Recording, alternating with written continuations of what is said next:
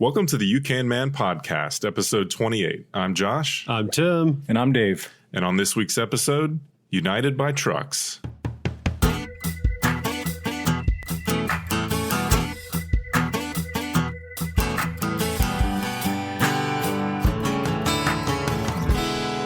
All right, guys, welcome back. This week, we have a special guest, Robbie with United by Trucks. Woo woo! Welcome, Robbie. And Whitlock Garage is his YouTube channel, but United by Trucks is kind of the umbrella. It's the brand. The brand of what he's doing with mostly square body C10, GMC, Chevy trucks, but it's more so than that. And we're going to get into all of that. But first, how was y'all's week? Dave. Yes, my week was great. I, this week, bought 4 wedding rings. What? I now have 4. Well, now I have 5 wedding rings. Still Silicone ones? Still one wife. Okay. The greatest wife in the world. Well, I'm assuming tied for, fourth or first among all of them. 4-way tie. So, no, I don't have 5 wives now. Still have one wife, 5 wedding rings. Okay. So, and the reason I'm bringing this up is I think we need to do a poll because I want to know what to do with all these wedding rings. I thought you were wearing 4 of them. I'm not. Well, today I did wear 2 for part of the day. I have been running a lot this year, as most of you know, and so I've lost some weight. So my wedding ring that I've been wearing gets kind of like, it jangles around. I still don't know how finger. You lost weight on those skinny fingers. I know. It's embarrassing. I'm not going to tell you what size ring I wear because you'd be like, how did it get smaller? Sizes. It is in the ladies' sizes. But so I found rings are cheap now. Like this ring was $17. Okay. That's amazing. Right. It looks good. It was on Amazon and I was like, well, I like 2 colors. So I'm just going to get, because they're $17, I'll buy the 2 colors I like. Mm-hmm. And then I was like, well, I don't know what size I wear. So I'm going to have to buy 2 sizes in each color. So now I have 4 rings. And I was thinking I'll just return the sizes that don't fit. Makes sense. But this is tungsten carbide, which apparently is very brittle. It's also very scratch resistant, but apparently if you drop it, it could shatter. Okay. So I want to know from the You Can Man listeners, should I keep the 2 rings that don't fit and do some tests and like drop them or hit them with hammers and see if they break? Or should I send them back and be a good steward to my wallet and get my $34 back?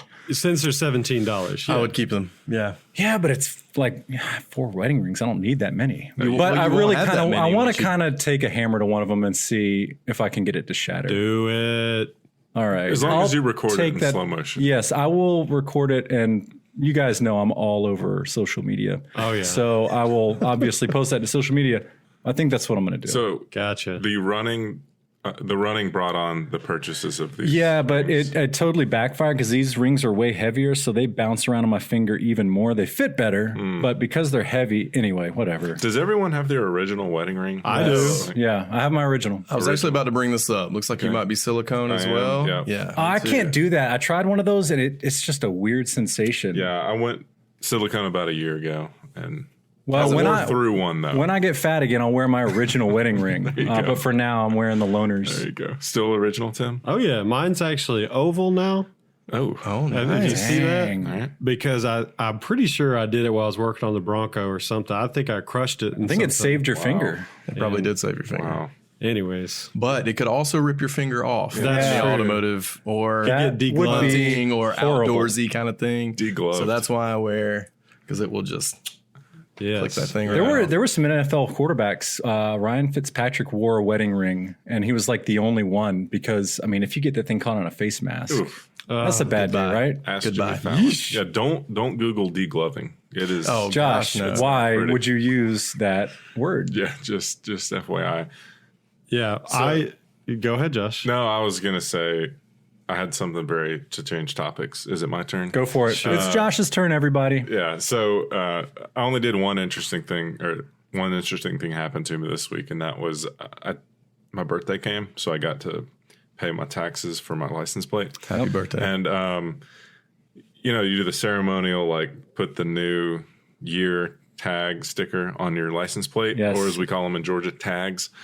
Or that's, I don't know if that's a northern thing. No, they call them tabs. They call the sticker a tab. Never heard that. It's really weird. True? I'm going to look that up. It's true. So anyway, you go put the sticker on. Well, for some reason this year, I was like, I cannot add another sticker to There's- this. I did the same yeah. thing. There's a stack. So I always try and get it off, but they are peeled- on there. I don't know. Check, because this year I peeled on all. I have a trailer tag and two car tags, and I got down to 2012 on the 4Runner, clean all the way down, and I think I got down to bare metal on my Lexus. So I had like a nice, satisfying stack of tag stickers.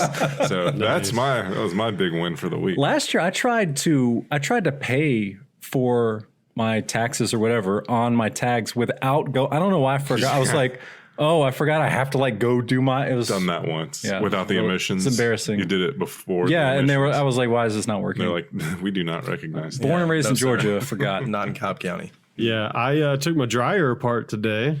So there's Congratulations. that. I have a 12-year-old dryer, and it was scratch and dent when we bought it. And finally, the heating element went out.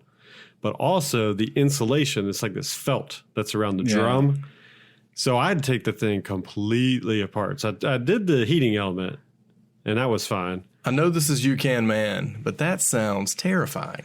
You took apart the dryer? It's not. And actually, I'm going to post pictures. I took pictures, and I'm going to post those on our Facebook group. And there is not a whole lot to a dryer. Dryers are pretty simple. Dryers are super simple. You open that thing up and you're like, is that what I just paid $500 for?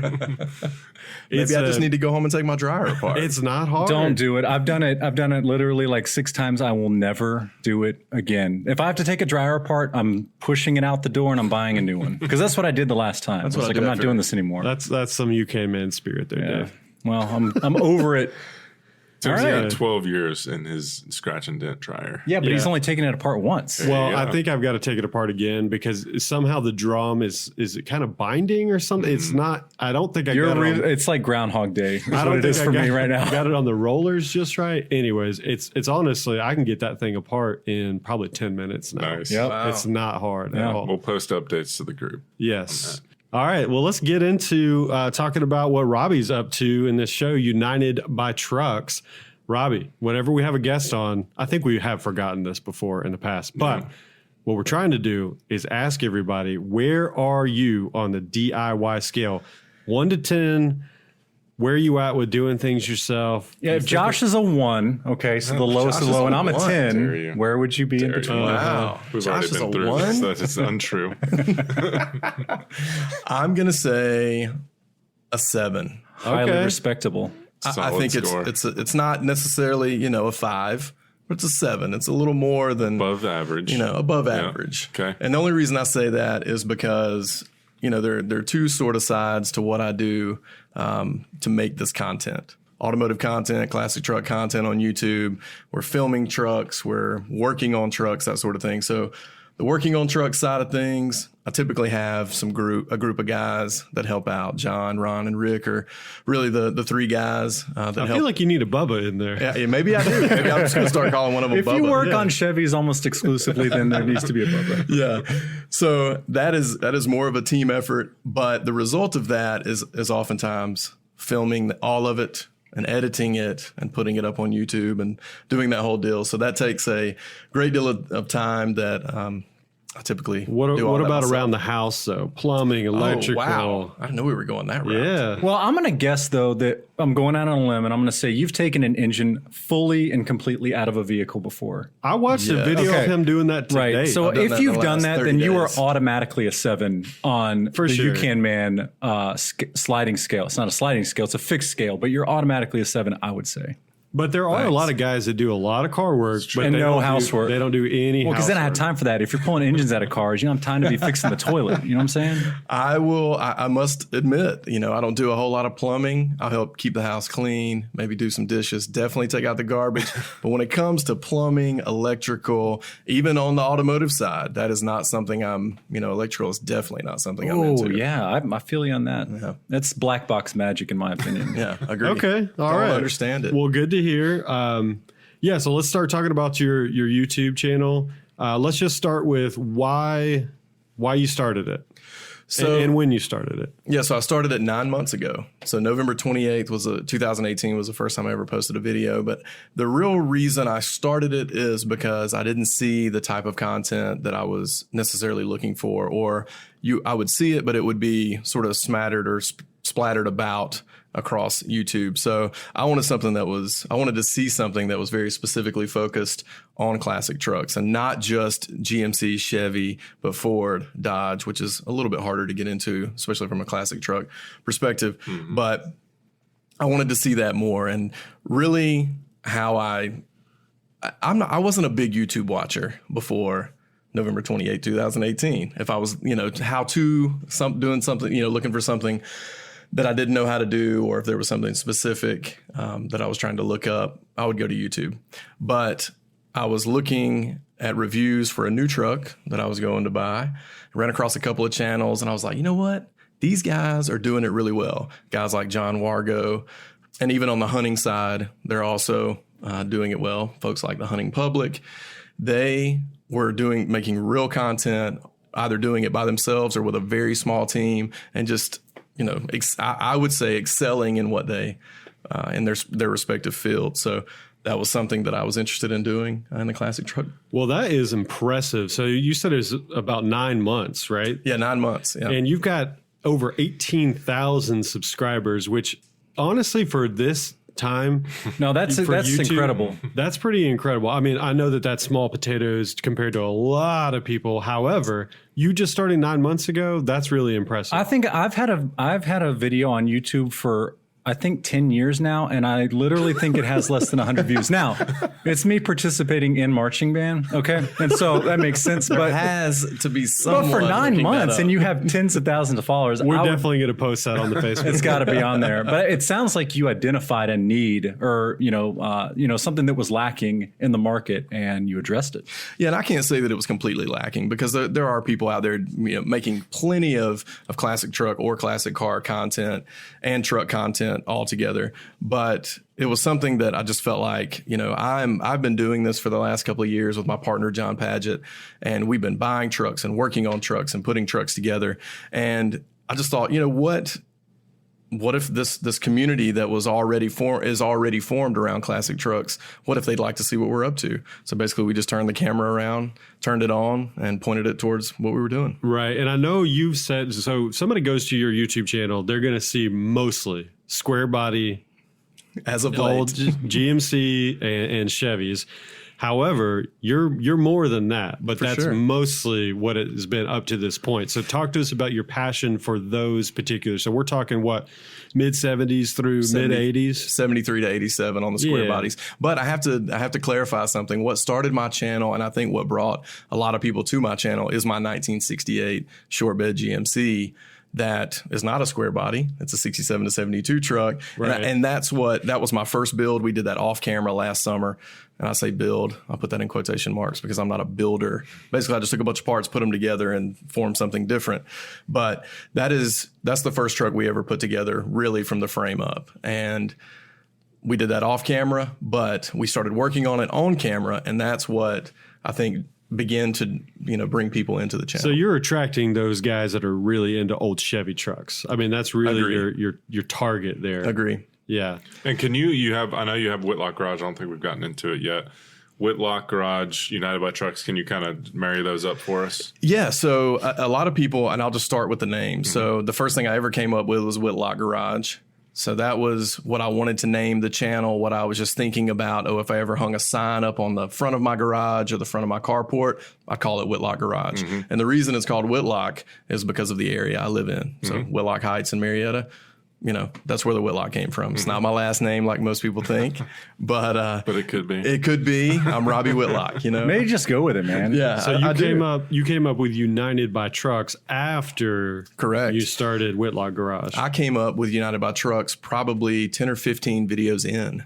Okay. On the channel. So now that was only 60 days later or something like that, because I'm sure we'll get into this, but the key to growth on YouTube, particularly if you have some sort of niche, is consistency and making sure you're putting the content out there. So we put out 10, 15 videos in 60 days. So about 60 day mark, something like that, we came up with United by Trucks. And you've got, I think I sorted your videos today on the most popular and the barn find one was the most popular for sure. That's a huge thing on YouTube. Yeah, it is. Everybody loves it. Everybody loves that. It's along the lines of just those what is that, rescue and restore, that guy like fixing up stuff, just making things new and finding old stuff and making it new Cleaning again it that everybody loves.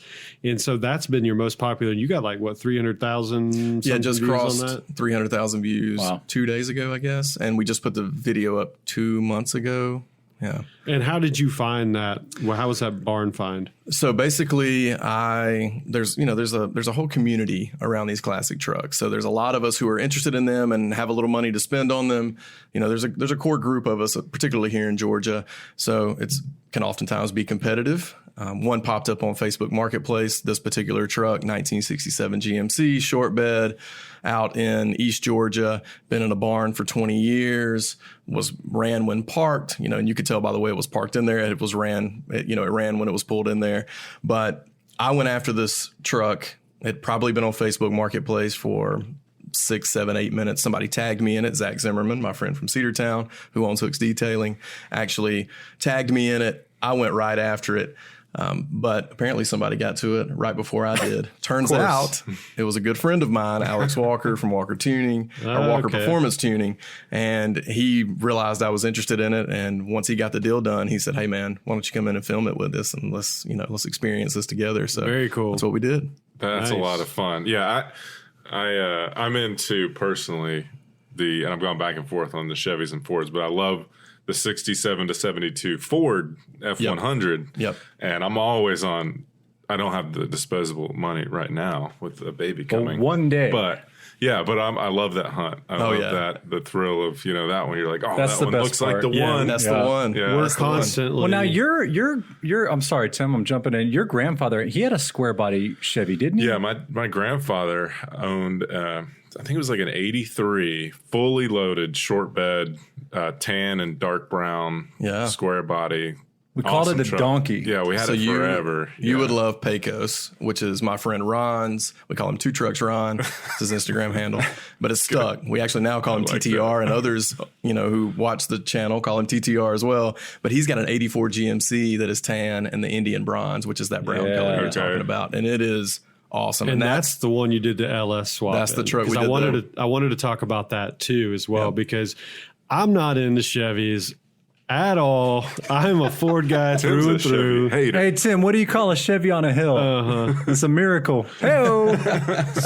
Well, I feel honored to be here on your podcast. That's right. I can appreciate them, especially when somebody does a really cool mod like putting an LS motor in there. Now that's pretty sweet. Yep. That'd be like the equivalent of they're putting the Coyote motors in the Broncos or something like that. But yeah, talk about that, because that was really interesting. I watched that. You've got a kind of like a little series on this LS swap install. And so you're talking about all the stuff that you need to make that happen. So a lot of guys out there like, man, I would love to do that on my old truck. So talk to us about that. Yeah. So basically what we did, Ron, Two Trucks Ron, TTR, he came to me and said, "Hey, I want to do the LS swap. Obviously we'd love to film it and do something for the channel." And I'm like, that is like a gift. Yeah. I would love to do that. So we work on stuff together all the time. He helped me build Teddy, which is my green 68, before we even had the channel. John, Rick, these guys have all been around before we even had, before we had the YouTube channel. So we work well together. We're all the time, texting and have a bunch of crazy ideas. But he basically said, "Hey, I want to LS swap this square body." It was a cherry square body. We actually got to surprise him with it while he was out of town. His wife, brought it home early. There's a video on that as well where we're surprising him with it. But he basically said, "I want to LS swap this truck and take it to," forgive me, I can't remember exactly what show it was. Anyway, to take it to one of the big truck shows. So he got all the parts together, started he put a cam in it. So he kind of did some side work before we actually came in and started on the install, because that's something he, just wanted to do by himself, and he could do it in the evening. But basically we started on a Saturday, pulling the old 305 700R4 drivetrain that was in it. We pulled it out, and then about 2 weeks later, which was really only about 4 full days of working on the truck, he was backing out of his garage with a 5.3 4L60E LS setup. Nice. That's the dream. And how common would you say that is? Are a ton of people doing that to their old trucks? Yes. So that's the thing to do. And what is so just for our listeners that are thinking about old trucks, I would love to do that, do an LS swap. That'd be awesome. What are they pulling these motors out of?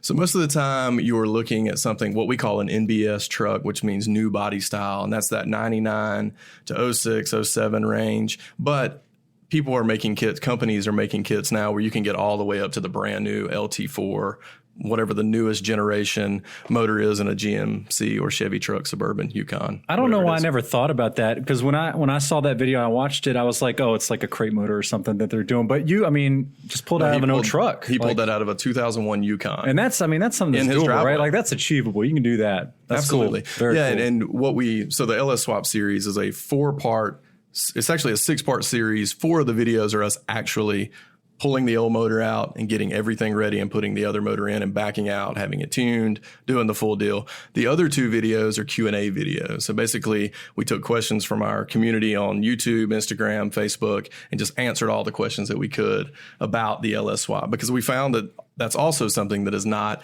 out there as much on YouTube. Somebody will show them cranking up their 6.0 LS, or they'll show them, they'll show a really abbreviated version of that. And we wanted to show as much of that as possible. So that LS Swap series on YouTube, on our YouTube channel, is 6 parts, 4 videos of the install, and then 2 Q&A.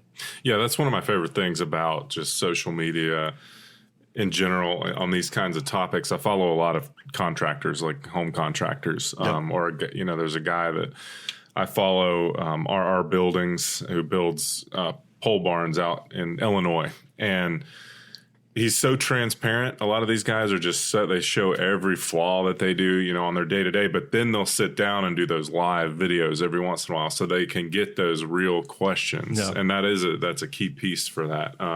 So how would you describe your audience as far as how it's grown and how they interact with you guys, and like what specifically do they like about your content that you're putting out?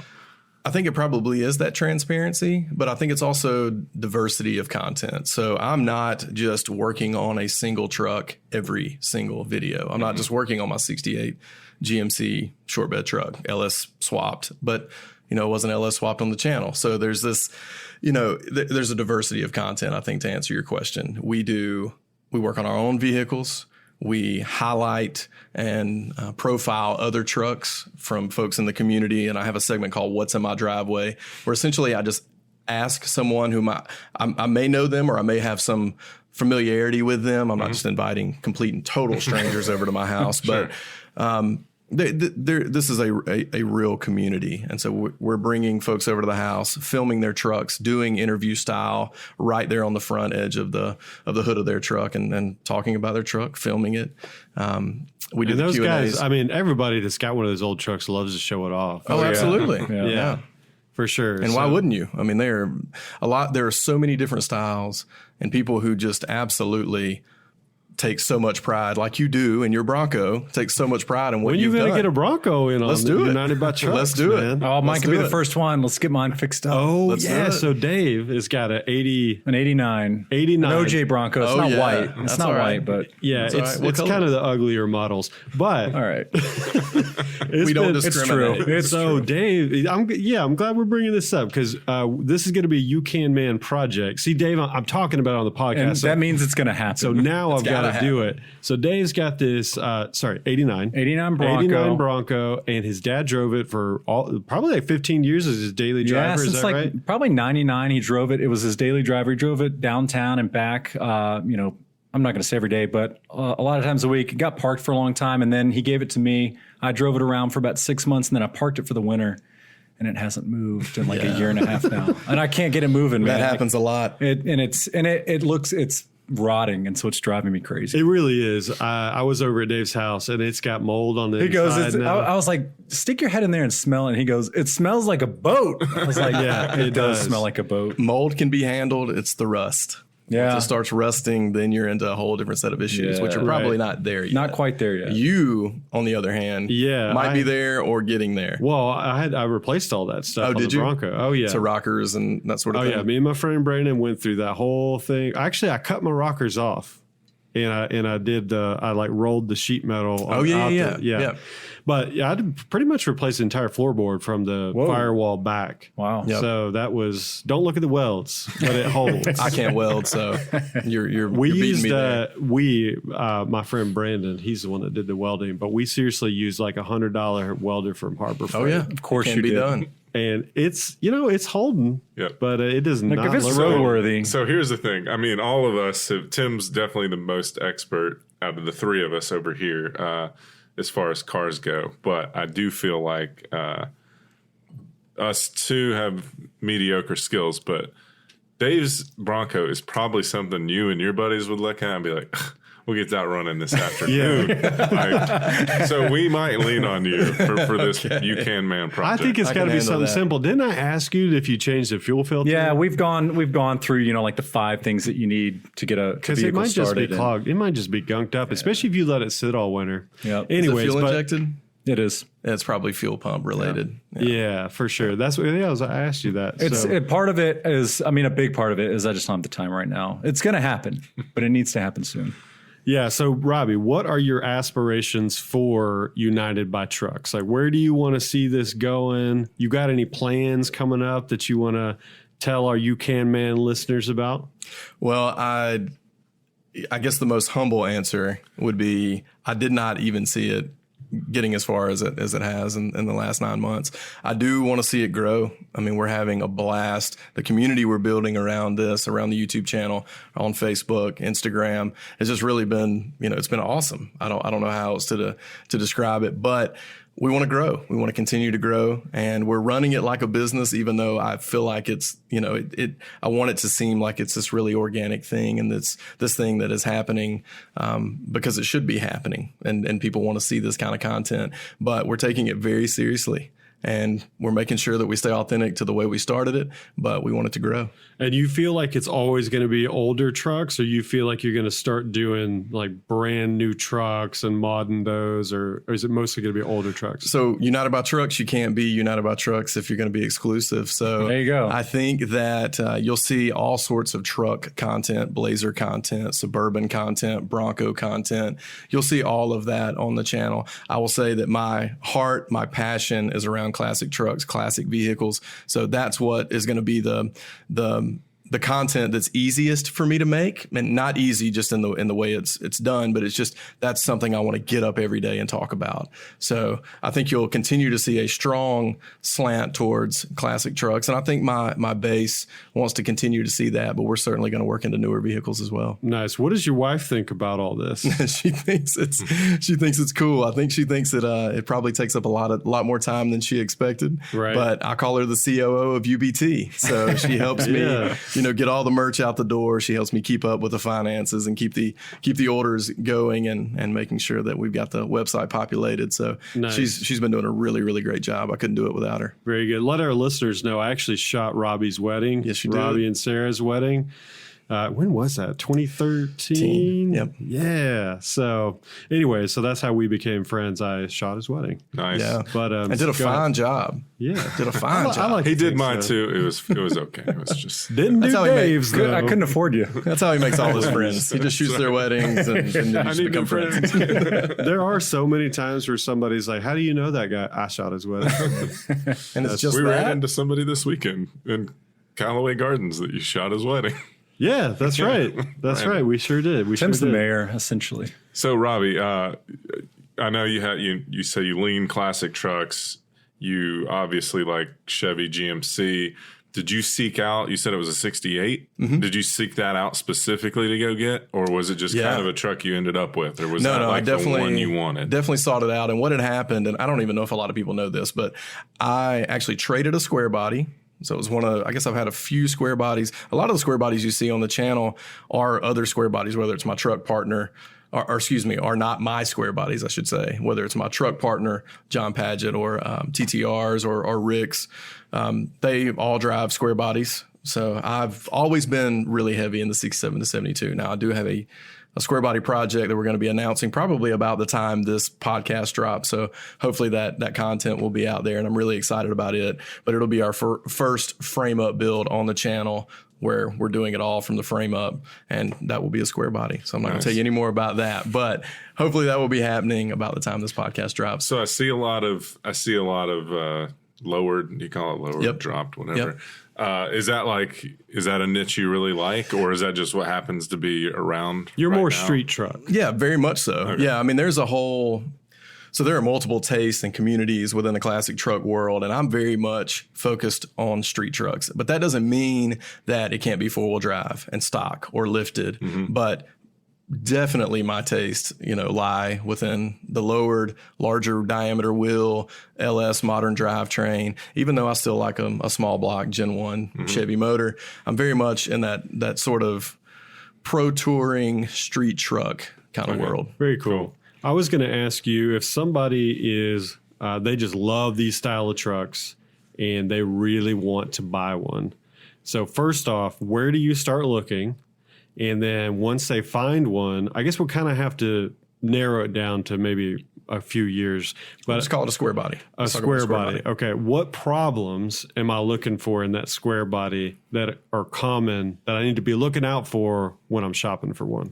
Yeah. So I would say the first place I would go to, and 2 years ago would have been Craigslist, but I don't suggest going there now. I suggest going to Facebook Marketplace. Yeah. If you're looking for a square body, you're looking for any kind of vehicle or really anything else, camera, whatever it is, Facebook Marketplace should at least be the first place you stop. I mean, you can then go to eBay or Amazon, not for a truck, but for other products. But you can buy trucks on eBay. But Facebook Marketplace, definitely the place to start. And if you're looking for a square body, particularly in the early 70s, you're going to need to look at rust. I mean, you are going to know probably before you go see it whether the drivetrain is supposedly good or not.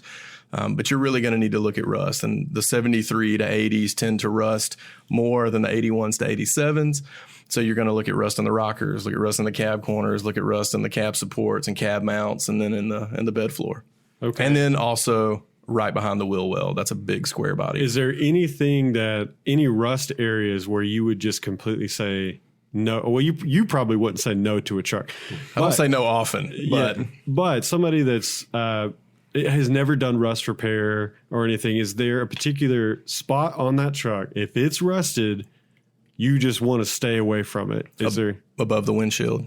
Above the windshield. Above the windshield. So if and not on the outside, on the inside. Of course, on the outside too would also cause some hesitation, but that's not something you really see in a square body or even a 67 to 72. You might see outside the windshield or outside above the windshield. You might see that on a 60 to 66 more, but inside at the visor area above the windshield on a 67 to 87, that definitely puts, yes. So it makes me have pause. If it has rust there, then it's most definitely going to have rust a lot of other places. I would agree. Yes. I have seen it where they just have rust above the windshield, which is extremely odd, but for the most part, if it's got rust above in the visor area, it's certainly going to have rust everywhere else. Gotcha. Another question would be, if I'm shopping for it, it's probably a really difficult question to answer, but what kind of money am I looking at if I want to get into, not talking LS swap, not any of that, I just want a driver that I'm going to drive on the weekends or something like that. Something that's drivable that you can tinker with. Yeah. On the weekends. Something that's, it's going, and maybe it's got a little rust. Yeah, sure. And it's no big deal. In most respects. And I like original paint. So that's sort of the first thing I start with. So any truck I buy is either going to have a very old repaint and not a lot of Bondo, if any Bondo at all, or it's going to have original paint, and then it's likely going to have some rust. I mean, not all trucks are that way, but here in the South, that's likely the case. But if we're talking square bodies, particularly the 81 to 87, I think you can get those a little bit less expensive than you can even the 73 to 80s, and definitely less expensive than you can the 67 to 72s. You're probably looking for a short bed with just, whether it's a straight 6 automatic or straight 6.3 on the tree, or it's a small block with a turbo 350. you can find them at deals now for about $3,500 to $4,500, but you're going to, as soon as you lower one, as soon as you put wheels and tires on them, and I mean larger diameter wheels and tires, which is, the current trend, you're going to get into that $10,000 range pretty quickly. Yeah. And that can get on, and then you start doing motor swaps, and you can easily get to $30,000. Gotcha. Okay, last question. I want to get back to your YouTube channel.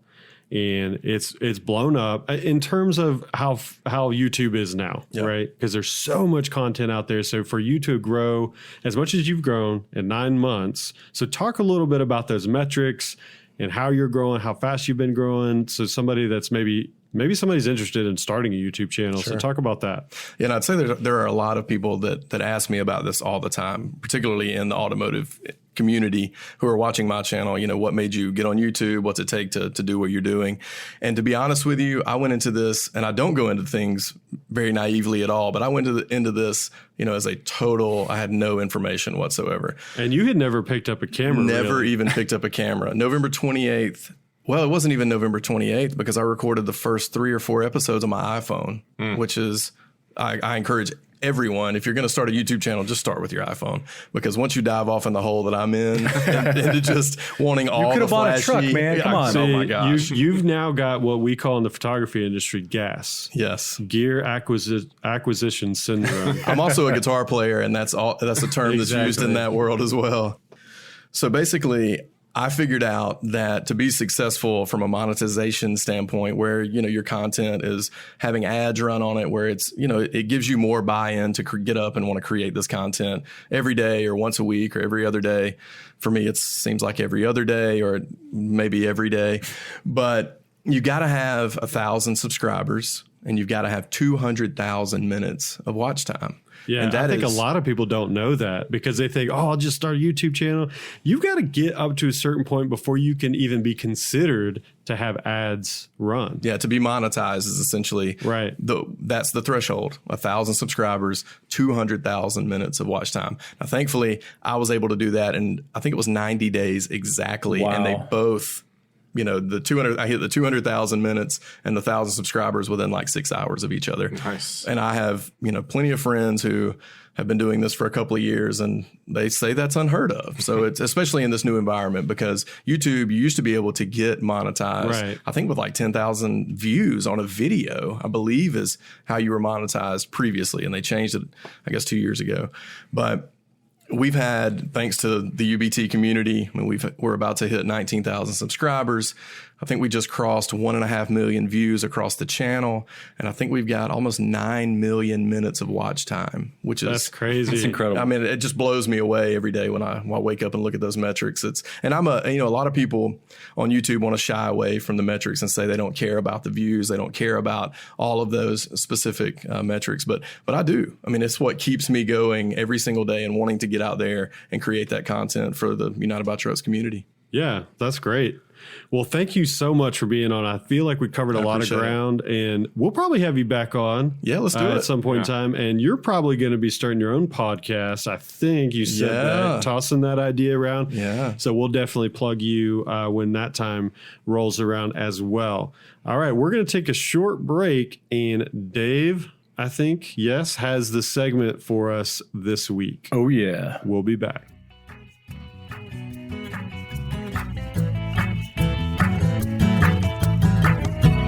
This episode is sponsored by 1776 United. 1776 United is a patriotic and historically inspired lifestyle brand. They make the best patriotic shirts and apparel on the market today.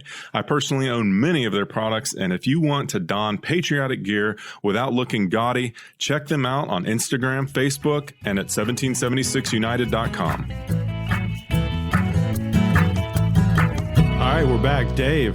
It's your segment. Yeah. I have a feeling you're going to continue on what you did. A couple episodes back, right? About the knives. Typically, it's it's a secret what we're doing, but this week it's not. This is part 2 of the segment that is not called Blade Banter because I'm not going to infringe on intellectual property. So the segment is not called Blade Banter, but this is part 2. Part 1, if you guys remember, we talked about pocket knives. Okay, one of my passions. Locking the locks. Right, folding pocket knives, and specifically the many different lock types. We talked about 5 of them. Do you boys remember what they were? You probably don't. So I'm going to go over them. Back lock. So liner lock. Liner lock. Frame lock. Frame lock. Yes. Friction. Axis lock. Axis lock. Axis lock and the compression lock. That was in order. That was really good. Pretty good. So good job. So that was part 1. Part 2, get ready for it. Get excited for Blade Steel's. I just saw the excitement like wash over everybody's face. No, I'm very interested I thought that was an, All right, I thought that was an unfinished sentence. I brought some show and tell. Okay, He's so here we pulling go. out coffee mugs. Coffee mugs. This is how I store all my That blades. is knives. cute. I'm very interested in this. I didn't really need to bring all of these, but I kind of ran out of the house. These are precious there. And they are precious.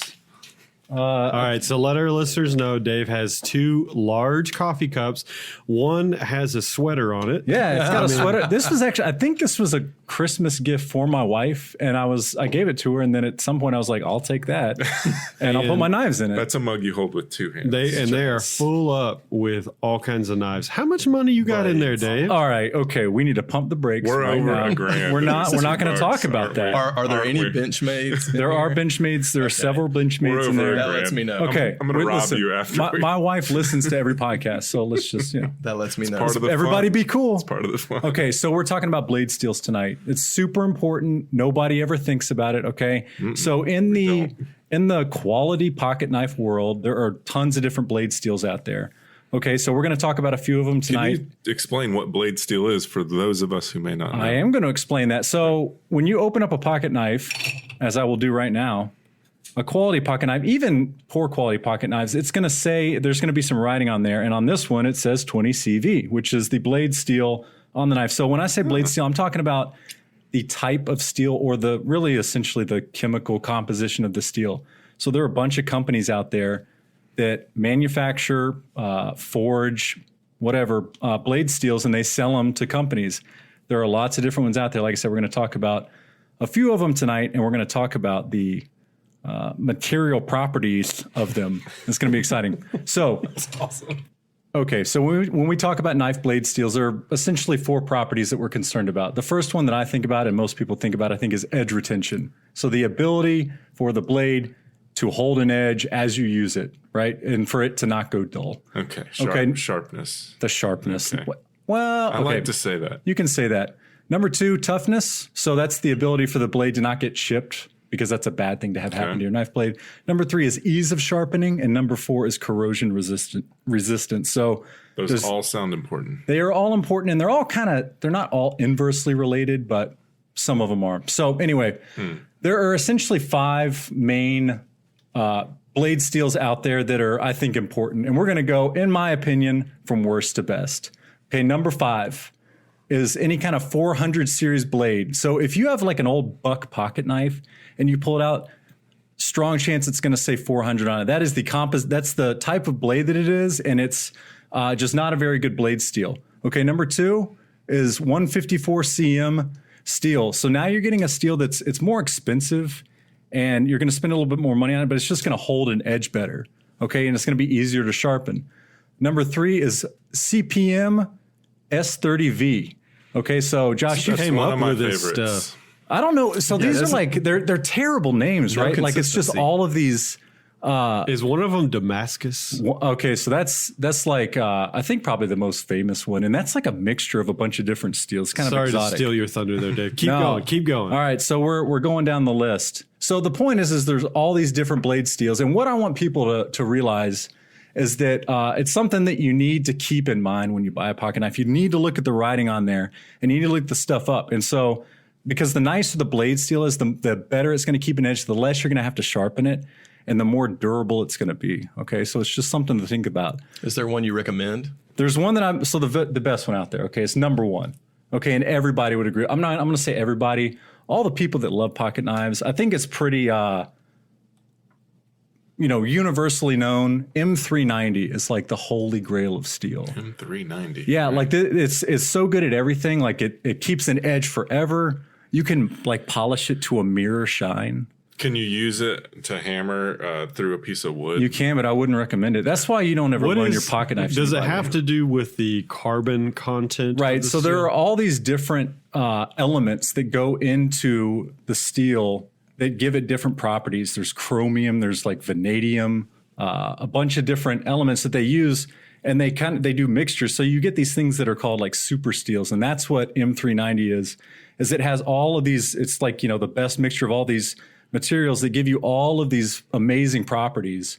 So it just stays sharp forever. What's the cheapest you can get into an M390 knife for? Oh, that's a great question. I'm going to say just under $100. Oh, no kidding. I thought you were going to say like 253. Yeah. Well, you can straight up do that. Of course. You can easily do that. So yeah, that's a good question. Okay. And you can definitely get into them for under $100, but easily go over that. Are there manufacturers that exclusively use that blade steel? Yes. So that is exclusive, I believe, to a company called, I believe it's Bowler. So those are, I don't know if they're trademarked, but that's like a manufacturer's name. Now, there are equivalents with other manufacturers. M390 is equivalent to 20CV, which is another one that we talked about a minute ago. So that's actually like, I guess, owned by that company, the name. Interesting. So, yeah. There you go, boys. They're similar compound or similar makeup. They are chemically identical as far as I understand. Just made by different people. I had no idea because honestly, I'd just be like, oh, it's stainless steel? All right, cool. Yeah, so here's something that you need to do. You need to pull the pocket knife that should be in your pocket. You need to pull it out. And if it says anything about Pakistan on it, you need to throw that thing in the trash because number one, okay, you bought it at a convenience store and you should be punished for that. Mine says 5311. 5311. I don't know that one. Yeah. My pocket knife's sitting on my desk over there. All right. So I actually wanted to talk about your pocket knife, Tim. Really? It's kind of the reason that I wanted to talk about blade steels because every time I see this thing, it just offends me. It's the closest knife to like a wooden spoon that you could ever see. Man. Like it's not. It's a Gerber. Dude, it's not going to cut. It's a Gerber. I'm rubbing my finger on the blade. And I've used it, Dave. Well, I don't keep my knives in coffee cups. I bring it camping and I use it. I brought a knife sharpener tonight. I'm going to sharpen your knife before I leave because this thing just offends me every time I see funny. it. Oh, that's good. But anyway, so that's part two. So we've done blade locks. We've done locks. Knife locks. We've talked about blade steels, and we're going to wrap it up next time with part 3. Wow. You have officially sucked me into this podcast. Dude, yeah, you got to do it. I'm like in the market for a knife. I'm not kidding. There you go. This is your guy. I'll point you in the right direction. Good education. Yeah. All right, guys, that's going to do it for this week's show. I hope you guys enjoyed listening in to Robbie talk about United by Trucks and Whitlock Garage. Robbie, tell everybody how they can find you online. Yeah, so you can go to www.unitedbytrucks.com. You can get to the YouTube channel there. You can get to the Instagram handles, and you can get to our Facebook pages. Nice. All right, definitely check out Robbie's YouTube and unitedbytrucks.com. I will, of course, be posting those links to our show notes, which you can find on ukman.com. Definitely check out our new Facebook group page. We've had tons of activity over there the past couple of weeks. I just tore apart my dryer. I'm going to post some pictures there of that, so definitely check that out. Thanks so much, guys, for tuning in. Hey, and if you got a minute, leave us a review on Apple Podcasts. We'll see you next time.